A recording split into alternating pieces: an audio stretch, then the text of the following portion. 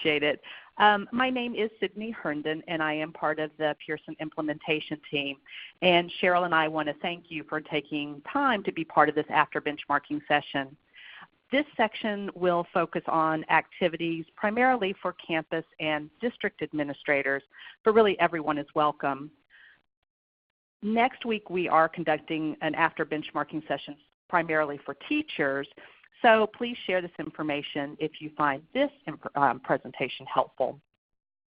Additionally, we are conducting a series of sessions this fall to coincide with benchmarking activities in the schools, and we really want to address the needs of multiple members of staff. So please check back to the website for additional presentations that you or your colleagues might want to attend. We do want to hear from you about what you need, so I will be asking some polling questions to garner feedback, and I'm hopeful that these needs can be addressed in future presentations. So I think that's all for our advertisements. Sherry's gone over the housekeeping, so let's go ahead and get started. Again, my name is Sydney Herndon, and this is After Benchmarking for Administrators. My colleague Cheryl Axley is here with me as well. And just a little bit about us. I started my educational career almost 20 years ago as a high school teacher before moving into central administration in special education technology and professional development.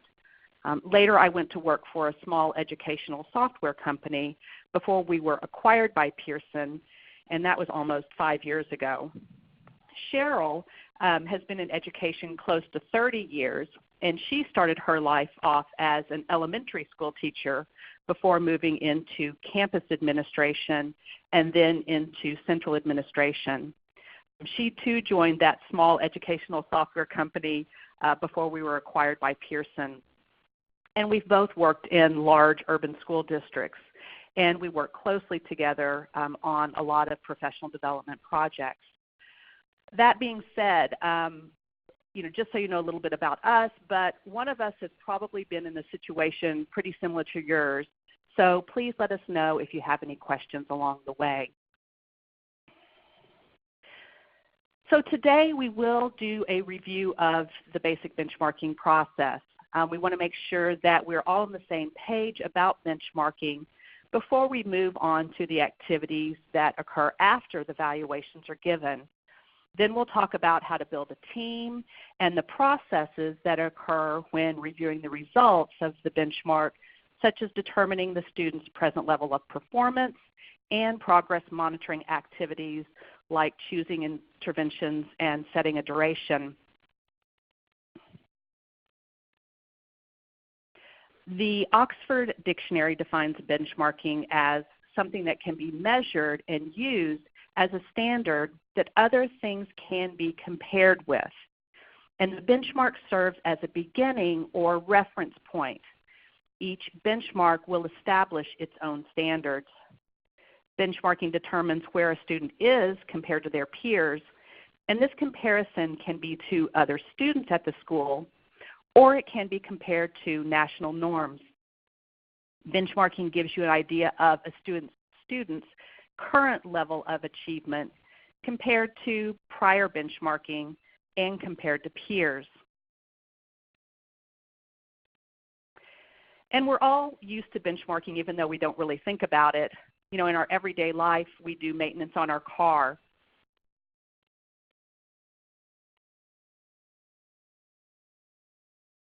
I had to take mine in the other day to get the oil changed, and they tested all the other fluids and filters to make sure that they were in good working order. Likewise, we go to the doctor for periodic checkups to maintain a basic level of health, weight, or vision. I know I need to go have my eyes checked again very soon. My readers are not working as well as they used to. And the American Medical Association really sets standards for blood pressure, cholesterol, and body fat index from which many people use to judge their wellness and set fitness goals.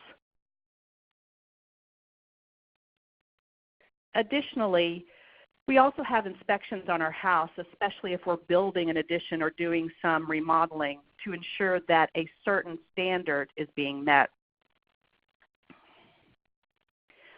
Again, benchmarking determines where a student is compared to their peers, and this comparison can be to other students at the school, or it can be compared to national norms. Benchmarking gives us an idea of the student's current level of achievement compared to prior benchmarking and compared to peers.